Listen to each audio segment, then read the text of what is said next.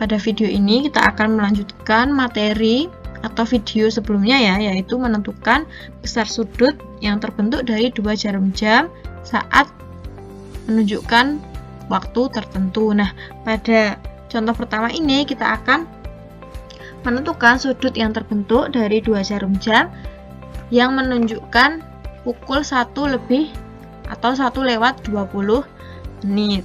Yang pertama, kita tunjukkan dulu ya bagaimana gambar dari jarum jam yang menunjukkan pukul 1:20 menit.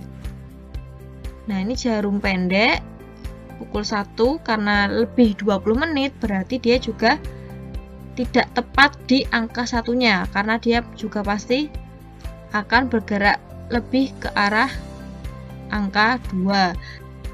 Nah, ini sudut yang dilalui oleh jarum pendek nih ya, sudut yang warna hijau ini. Kemudian sekarang yang jarum panjang. Jarum panjang ini ditunjukkan oleh ini lewat 20 menit. Berarti jarum panjang ini bergerak dari angka 20 menit ya. Berarti dia ke angka 4. Karena ingat ya tadi satu angka atau 30 derajat itu mewakili 5 menit. Berarti kalau 20 menit itu berarti 4 angka. Kemudian sudut yang terbentuk yaitu, kemudian ini sudut yang terbentuk dari jarum panjang dan jarum pendeknya. Nah, kemudian bisa kita amati ya bahwa alfa atau sudut yang terbentuk itu bisa saja kita cari dengan mengurangkan besar sudut yang dilalui oleh jarum panjang. Ini ya, sudut yang telah dilalui jarum panjang itu dari ini ya, dari titik ini sampai ke titik ini. Ini SJJ, ini sudut yang dilalui oleh jarum panjang ya, panjang. Kemudian dikurangi ini ya yang kecil ini. Nah, yang kecil ini adalah besar sudut yang dilalui oleh jarum pendek atau SJD. Nah, ulangi lagi ya, alfa tadi kita bisa cari atau sudut yang terbentuk dari jarum pendek dan jarum panjang bisa kita cari dengan mengurangkan sudut yang dilalui oleh jarum panjang segini dikurangkan dengan sudut yang dilalui oleh jarum pendek. Nah, nanti ketemu yang oranye ini di tengah-tengah ini.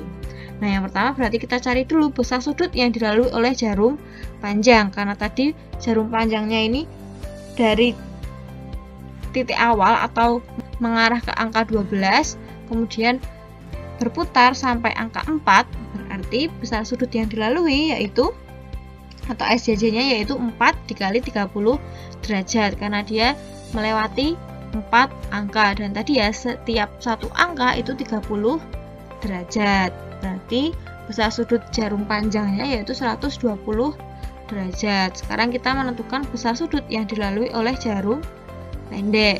Nah, ini kan tadi tidak tepat di angka 1 ya, ada lebihnya. Yang pertama, kalau jarum pendeknya berputar sampai ke angka 1, sudut yang terbentuk yaitu 1 dikali 30 derajat. Nah, tapi karena dia tadi lewat 20 menit, berarti kelebihannya ini juga kita tambahkan, ditambah. Nah, tadi masih ingat ya, setiap jarum pendek berputar selama 1 menit, berarti jarum pendek tersebut melalui sudut sebesar setengah derajat. Berarti kalau jarum jam yang pendek ini dari angka 1 tepat, kan lebih 20 menit ya, berarti dia berputar selama 20 menit. Berarti derajatnya itu bertambah 20 dikali setengah derajat karena dia bergerak selama 20 menit ya, berarti 20 dikali setengah derajat. Ingat, setengah derajat itu adalah besar sudut yang dilalui jarum pendek saat dia bergerak selama 1 menit atau berputar selama 1 menit. Berarti besar SJD-nya atau sudut jarum pendeknya berarti 30 derajat ditambah 10 derajat ya, 20 dikali setengah yaitu 10 derajat. Jadi hasilnya yaitu 40 derajat. Nah, tadi kan alfa atau besar sudut yang terbentuk dari jarum pendek dan jarum panjang itu kan tadi SJJ atau jarum panjang dikurangi jarum pendek ya. Berarti sama dengan 120 derajat dikurangi dengan 40 derajat sama dengan 80 derajat. Nah, berarti besar alfa adalah 80 derajat atau besar sudut yang terbentuk dari jarum panjang dan jarum pendek saat waktu menunjukkan pukul 1:20 menit adalah 80 derajat. Bisa dipahami? Kemudian kita memasuki contoh yang kedua, yaitu pukul 9:24 menit. Jarum pendek bergerak dari titik awal atau mengarah ke angka 12, dan dia berputar sampai ke arah angka 9 lewat sedikit ya, karena dia ini menitnya juga lewat 24. Nah, kemudian berarti sudut yang dilalui jarum pendek ini ya yang warna oranye. Nah, kemudian jarum panjangnya ini juga bergerak selama 24 menit atau berputar 24 menit. Berarti nah ini ya berputar sampai menuju angka 5, tapi belum di angka 5 tepat ya, ini masih berhenti di sebelum angka 5. Besar sudut yang dilalui oleh jarum panjang, nah yang warna hijau ini ya, jadi sudut yang terbentuk dari kedua jarum jam ini adalah ini ya yang oranye ini, yang di tengah-tengah ini yang diapit jarum pendek dan jarum panjang, kita sebut sebagai alfa. Berarti alfa sama dengan sudut yang dilalui jarum pendek dikurangi sudut yang dilalui jarum panjang. Ini ya, tadi kan jarum pendek dari titik ini sampai sini ya. Kemudian dikurangi besar sudut yang dilalui oleh jarum panjang, yaitu dari titik ini sampai titik ini, terbentuklah alfa. Nah, yang pertama kita cari dulu jarum pendeknya atau sudut yang dilalui oleh jarum pendek.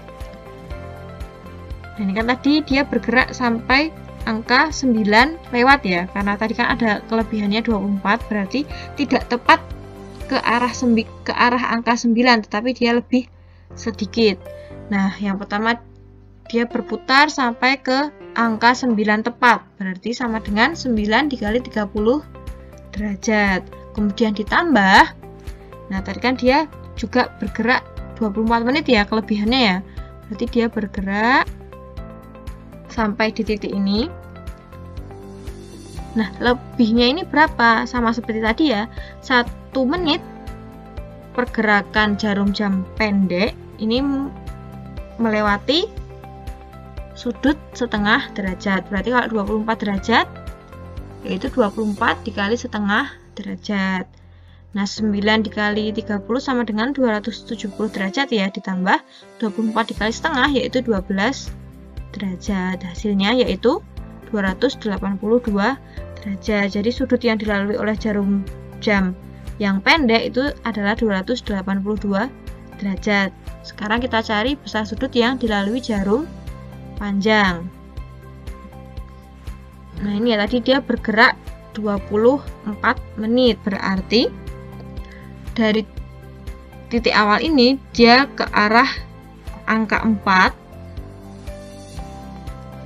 dan melewati sudut sebesar 4 dikali 30 derajat. Kemudian masih bergerak lagi, kelebihannya yaitu 4 menit ya, karena kalau sampai angka 4 ini kan baru 20 menit ya. Kemudian dia bergerak lagi sampai ke titik ini, atau bergerak 4 menit lagi. Nah, selama 4 menit berputar, sudut yang dilalui oleh jarum jam panjang ini adalah 4 dikali 6 derajat. Karena tadi ya, seperti yang telah Ibu sampaikan di video yang pertama, 1 menit jarum jam panjang bergerak, dia melalui sudut sebesar 6 derajat. Berarti hasilnya yaitu 4 kali 30 derajat, 120 derajat, dan 4 kali 6 sama dengan 24 derajat. Berarti besar sudut yang dilalui jarum jam panjang yaitu sama dengan 144 derajat. Kemudian alfa, tadi kan SJD dikurangi SJJ ya, jarum pendek dikurangi jarum panjang, berarti sama dengan 282 derajat dikurangi 144 derajat, sama dengan 138 derajat. Berarti besar alfa yaitu 138 derajat. Atau besar sudut yang terbentuk dari jarum jam panjang dan jarum jam pendek saat waktu menunjukkan pukul 9:24 adalah 138 derajat. Bisa dipahami dari dua contoh soal ini. Nah, bagaimana kita menentukan jarum jam panjang dikurangi jarum jam pendek, atau sebaliknya, kita lihat saja lebih besar yang mana sudutnya. Jadi yang besar kita kurangi dengan yang kecil. Diingatkan ya anak, yang besar kita kurangkan dengan yang kecil. Itu adalah besar sudut yang terbentuk dari dua jarum jam. Contohnya ini lagi, terakhir, pukul 7:05. Berarti ini ya, jarum jam pendek, pukul 7, dia lebih sedikit ya, tidak tepat di angka 7. Ini sudut yang dilewati oleh jarum jam pendek ya. Kemudian jarum jam panjang, dia bergerak selama 5 menit ya, karena lebihnya yaitu 5 menit, berarti dari angka 12 ke angka 1, karena 5 menit. Ini sudut yang dilalui. Nah, kemudian sudut di antara jarum jam panjang dan jarum jam pendek ini kita namai dengan beta. Nah, beta berarti sama dengan sudut yang dilalui oleh jarum jam pendek kita kurangi dengan sudut yang dilalui oleh jarum jam panjang. Nah, akan tetapi sudut yang terbentuk pada pukul 7:05 ini yang kuning ini anak-anak. Ini sekilas seperti garis lurus ya, tapi ini sebenarnya bukan garis lurus, bukan sudut lurus, karena jarum jam pendek ini tadi kan sudah bergerak ke kiri sedikit ya, menuju ke arah ke angka 8, berarti bukan lagi sudut lurus. Jadi tadi kan kita ambil yang sudut yang paling kecil ya. Nah, sudut beta dengan sudut alfa ini lebih kecil sudut alfa. Jika ragu-ragu nanti akan kita buktikan berapa besar sudut betanya. Nah, berarti sudut alfa kan tadi satu putaran itu 360 derajat ya. Berarti dikurangi dengan sudut beta, dan sudut beta ini kita dapatkan dengan mengurangkan sudut yang dilalui oleh jarum jam pendek dikurangi sudut yang dilalui jarum jam panjang. Nah, kita akan menghitung yang pertama yaitu sudut yang dilalui oleh jarum jam panjang. Nah, sudut yang dilalui oleh jarum jam panjang mudah ya.